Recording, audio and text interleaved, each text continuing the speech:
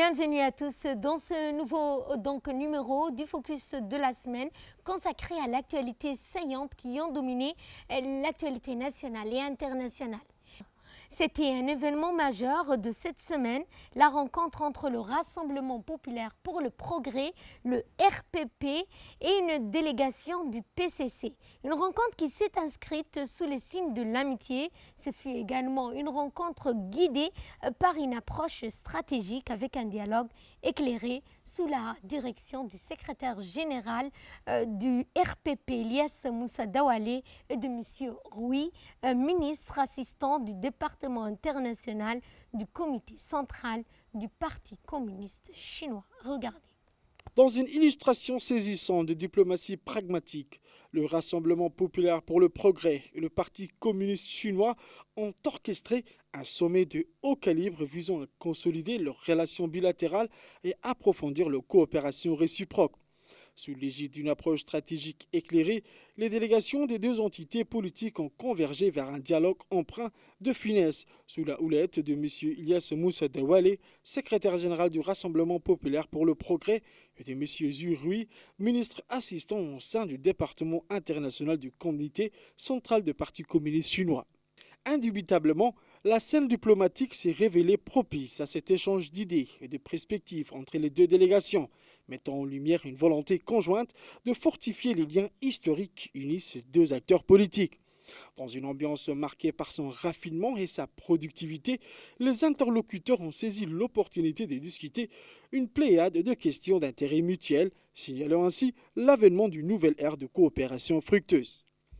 Parmi les thèmes abordés avec éloquence, l'accent a été mis sur les enjeux géopolitiques d'importance régionale et internationale avec une acuité particulière portée sur des thématiques clés telles que les défis environnementaux et sécuritaires, sans oublier les dynamiques économiques en perpétuelle évolution.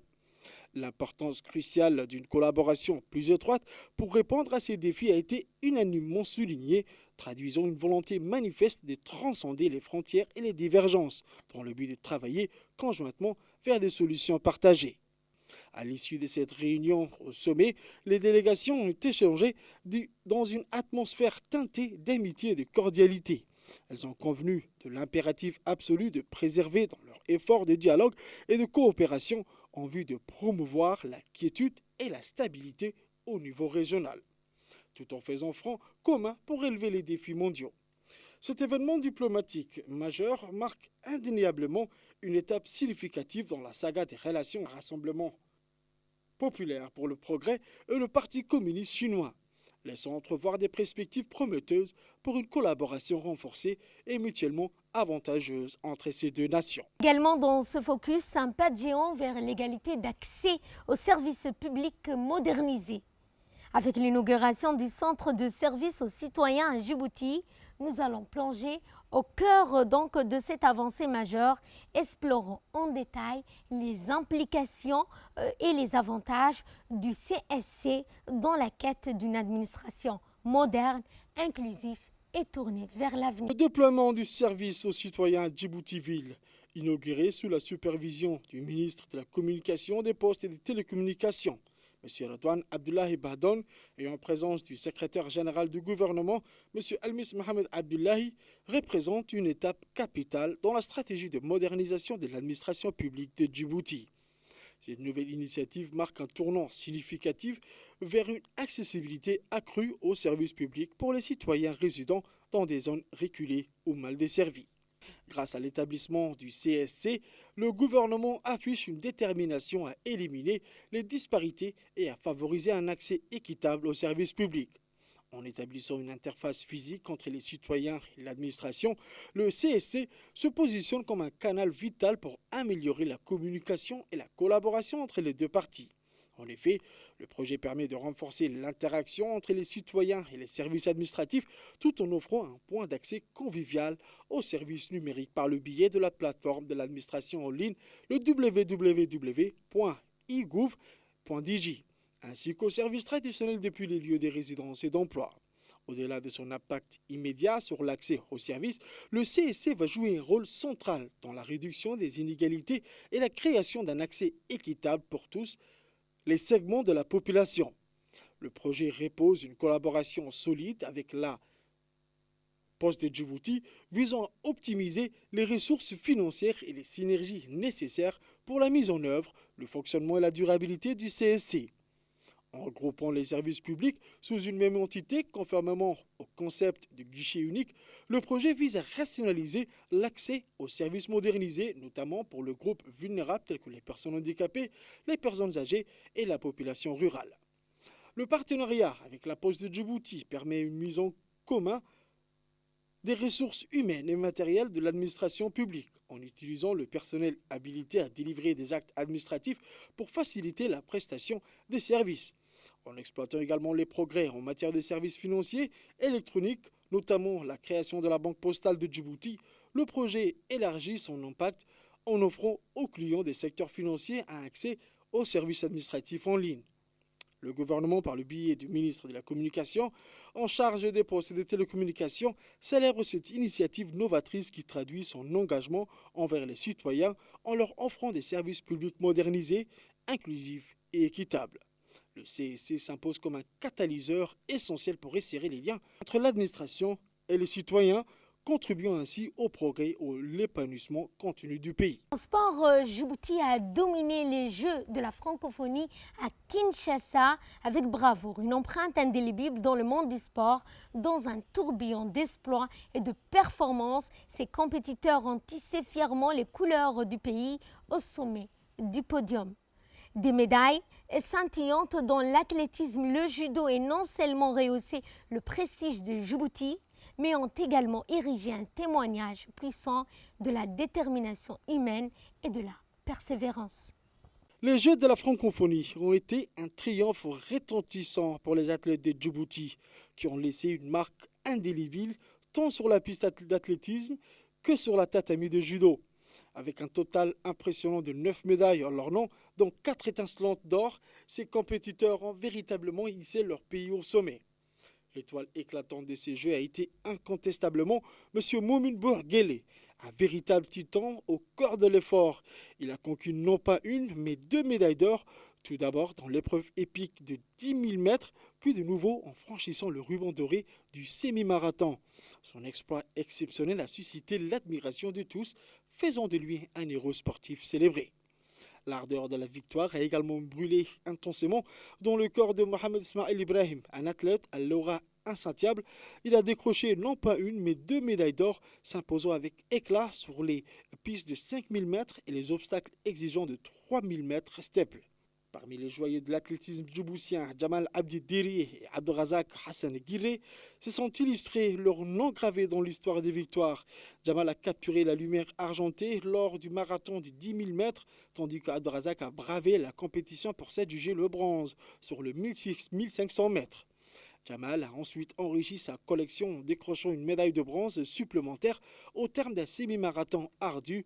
Enfin, la flamme juvénile de Samia Hassan Nour a également embrasé le cœur, illuminant le 10 000 mètres de sa présence étincelante et récoltant une médaille de bronze méritée. Son exploit a continué de faire briller l'éclat du succès djiboutien à Kinshasa. Sur le front de judo, le jeune prodige Sasso s'est paré d'argent en judo par équipe, s'inscrivant son nom dans les annales de la compétition. Ces Jeux de la francophonie ont pulvérisé tous les doutes, élevant Djibouti au rang de fierté nationale et d'honneur sportif.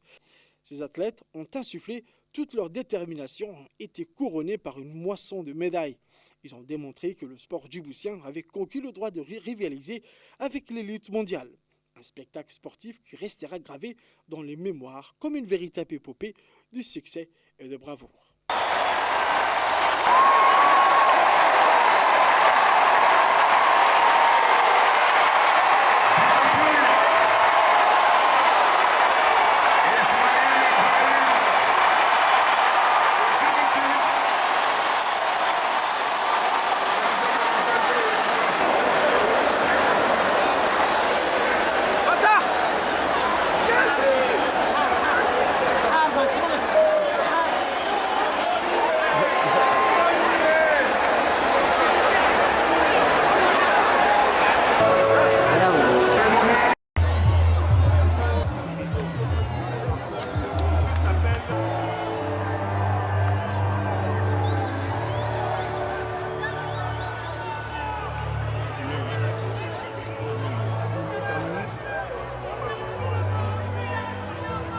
Santé, cette fois, l'Agence djiboutienne des normes de la qualité en campagne pour la promotion de la qualité des produits alimentaires.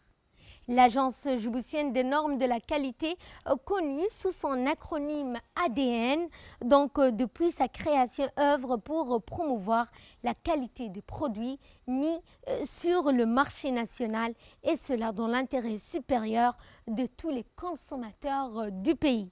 Une campagne de surveillance du marché qui est bien plus qu'une simple série d'inspections a été menée. Ce fut une véritable croisade pour l'excellente et pour protéger notamment les droits des consommateurs djiboutiens. Sous un soleil ardent, les contrôleurs assermentés de l'Agence djiboutienne de normes et de la qualité ont pris d'assaut les points de vente grossistes et détaillants des produits alimentaires dans une campagne de surveillance du marché sans précédent. Avec un objectif clair en tête, celui de promouvoir la qualité des produits sur le marché national. Ils ont examiné avec minutie chaque détail pour s'assurer que les normes et les droits des consommateurs soient respectés. Tels des gardiens zélés de la qualité, les inspecteurs de l'ADN ont mis l'accent sur 3 principaux aspects essentiels pour garantir la sécurité et la satisfaction des consommateurs: les mentions de l'étiquetage, les conditionnements de l'hygiène et l'hygiène de stockage, ainsi que les bonnes pratiques de la chaîne du froid. L'étiquetage, véritable carte d'identité du produit, a été scruté sur tout. Les coutures, les contrôles se sont assurés que toutes les informations obligatoires étaient présentes et lisibles. Origine du produit, date de présomption, ingrédients, instructions d'utilisation et précautions d'emploi. Une attention particulière a été portée aux allégations de santé ou aux certifications spécifiques, garantissant ainsi une information transparente et honnête aux consommateurs. Enfin, ils ont scrupuleusement vérifié les bonnes pratiques de la chaîne du froid, élément clé pour la conservation des denrées périssables. Des camions réfrigérés aux étalages des supermarchés. Chaque maillon de cette chaîne vitale a été examiné. L'ADN a ainsi rappelé aux acteurs de la distribution l'impératif de maintenir des températures adéquates pour préserver la fraîcheur et la salubrité des produits alimentaires. La stratégie derrière cette inspection, menée par l'Agence djiboutienne des normes et de la qualité, vise principalement à promouvoir la qualité des produits mis sur le marché national et à assurer la sécurité et la satisfaction des consommateurs. En inspectant le point de vente, l'agence vise à rappeler les normes et les qualités. Et de là, nous passons à ce qui domine l'actualité internationale et cette brèche d'espoir au Darfour oriental. Un convoi d'aide humanitaire franchit les lignes du conflit et a réussi à atteindre cette région, marquant ainsi une étape importante pour la fourniture de secours aux populations locales en détresse. Pour la première fois depuis le début du conflit au Soudan, un convoi d'aide humanitaire a atteint le Darfour oriental, ont déclaré lundi des humanitaires de l'ONU. Le bureau de la coordination des affaires humanitaires de l'ONU a indiqué avoir négocié le passage d'un convoi des semences agricoles depuis le tas du Nil Blanc vers celui du Darfour oriental. Le convoi est arrivé jeudi après 9 jours de route. Le bureau a déclaré que le convoi avait livré sur place 430 tonnes de semences agricoles fournies par l'Organisation des Nations Unies pour l'alimentation et l'agriculture qui seront distribuées aux agriculteurs de l'État par le ministère de l'Agriculture. Un accès humanitaire supplémentaire est requis de toute urgence pour que toutes les zones agricoles du Darfour puissent bénéficier d'un approvisionnement en semences. Toutes les parties doivent également permettre aux agriculteurs d'accéder à leurs terres et assurer leur protection lorsqu'ils plantent et récoltent leur culture, a ajouté le bureau de la coordination des affaires humanitaires. Direction le Ghana maintenant, où le parcours inspirant d'un entrepreneur social ghanéen qui partage sa vision du projet de bicyclette en bambou. Eh bien, regardons comment cette initiative innovante qui se contente non seulement de fournir un moyen de transport durable, mais qui contribue également au développement des communautés rurales. L'histoire inspirante de Kwabena Donso, un entrepreneur social originaire du Ghana, illustre un parcours remarquable au service du développement durable et de l'autonomisation des communautés rurales. Kwabena est le PDG de Boomer International, une entreprise sociale au Ghana qui fournit des emplois et une autonomisation économique aux jeunes et aux femmes des zones rurales du Ghana grâce à la production de vélos et d'accessoires. Il est également directeur exécutif du projet Yonsu, qui offre une autonomisation éducative aux jeunes enfants défavorisés des communautés rurales du Ghana. Kwabena est un ardent défenseur du développement des communautés rurales et défend la cause du développement rural en veillant à ce que les communautés rurales disposent des outils nécessaires pour s'en sortir de la pauvreté. Au-delà de la simple production de vélos, son initiative vise à instaurer un cercle vertueux d'autonomisation et de croissance au sein de ces communautés. En tant que jeune défenseur passionné du développement rural, Kwabena a intégré des projets éducatifs novateurs tels que le projet Yonsu pour offrir une chance aux enfants défavorisés d'accéder à une éducation de qualité. Il le fait en leur offrant des opportunités éducatives et économiques pour briser le cycle de la pauvreté qui traverse les familles d'une génération à l'autre. Comment façonner l'avenir énergétique? Une réflexion des jeunes délégués BRICS pour une transition globale. Alors que le sommet BRICS se rapproche, les jeunes entrepreneurs, chercheurs et activistes se sont engagés dans des discussions fructueuses visant notamment à définir comment les BRICS peuvent non seulement façonner l'avenir énergétique de l'Afrique, mais également contribuer aux innovations énergétiques mondiales. Les jeunes délégués de BRICS ont exploré le moyen par lequel le bloc peut jouer un rôle plus important dans l'approvisionnement énergétique mondial. En marge du sommet qui réunira à la fin du mois le Brésil, la Russie, l'Inde, la Chine et l'Afrique du Sud en Afrique du Sud, de jeunes entrepreneurs, chercheurs et activistes se sont rassemblés à Johannesburg pour réfléchir à la manière dont le BRICS peut façonner l'avenir de l'énergie pour l'Afrique et eux-mêmes. Le secteur de l'énergie et l'énergie elle-même appartiennent à tant de secteurs et d'industries que nous nous retrouvons en quelque sorte dans d'autres secteurs que celui de l'énergie. Mais vous serez au centre d'une communauté, vous travaillerez les uns avec les autres et vous construirez un leadership plus fort. Et c'est qu'on appelle le leadership éclairé et incroyablement important pour faire avancer le secteur de l'énergie, a déclaré le président de l'agence BRICS pour l'énergie des jeunes. Le pays BRICS consomme non seulement des grandes quantités d'énergie, mais possède également environ 40% des réserves mondiales de charbon, un quart des réserves de gaz naturel et 8% des réserves de pétrole. Le besoin d'un accès à la sécurité énergétique et d'une transition juste est en effet une opportunité, même si c'est un défi. C'est une opportunité pour nous tous, en particulier pour les jeunes. C'est une opportunité pour vous tous de proposer des solutions qui changent la donne en tirant parti de divers développements technologiques, y compris la nécessité pour nous d'aborder les questions liées au changement climatique, a expliqué Jacob, le directeur général du ministère sud-africain des ressources minérales et de l'énergie.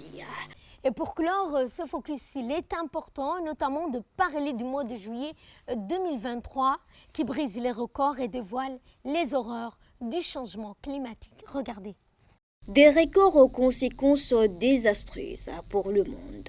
Juillet 2023 a bien été le mois le plus chaud jamais enregistré sur Terre, a confirmé mardi les services européens détaillant des données qui affolent tous les compteurs. Le mois dernier, marqué de canicules et des incendies à travers le monde, a été 0,33 degrés Celsius, plus chaud que le mois qui détenait jusqu'à présent le record, juillet 2019 qui avait atteint 16,63 degrés Celsius en moyenne. La température de l'air a aussi été 0,72 degrés Celsius plus chaude que la moyenne de 1991 à 2020 pour juillet, a indiqué l'agence dans son bulletin. Les suspens étaient dès le 27 juillet avant même la fin du mois. Les scientifiques avaient jugé extrêmement probable que le juillet 2023 soit le mois le plus chaud jamais enregistré, toutes saisons confondues. Les océans témoignent également de cette évolution inquiétante avec des températures de surface élevées depuis avril et de nouveau inédits en juillet. Un record absolu a été ainsi atteint le 30 juillet avec 20,96 degrés Celsius et pour l'ensemble du mois, la température de surface a été à 0,51 degrés Celsius au-dessus de la moyenne. C'est sur ce point que ce focus de la semaine touche à sa fin. Merci à vous de l'avoir suivi.